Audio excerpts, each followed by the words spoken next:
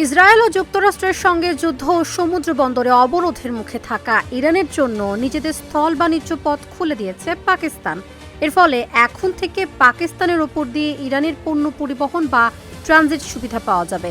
এ পদক্ষেপকে যুদ্ধে ক্ষতিগ্রস্ত ইরানের অর্থনীতির জন্য এক বড় ধরনের স্বস্তি হিসেবে দেখা হচ্ছে। তবে যুক্তরাষ্ট্র ইরানকে চাপে রাখার যে চেষ্টা করছে, পাকিস্তানের এই পদক্ষেপ সেই চেষ্টাকে দুর্বল করে দেবে, উঠেছে সেই প্রশ্ন। এছাড়া যুদ্ধ বন্ধে ইসলামাবাদের মধ্যস্থতায় চলমান আলোচনাতেই বা এর কী প্রভাব পড়বে তা নিয়েও শুরু হয়েছে বিশ্লেষণ। বিশ্লেষকদের মতে ইরান ও ইসরায়েল যুক্তরাষ্ট্র যুদ্ধের কারণে আঞ্চলিক অর্থনীতি স্থবির হয়ে পড়েছে।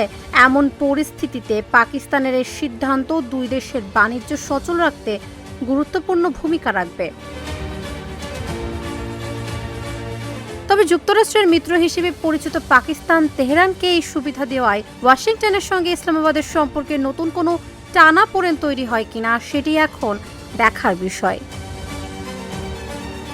তাবাসসুম সেজুথি, ঢাকা জার্নাল।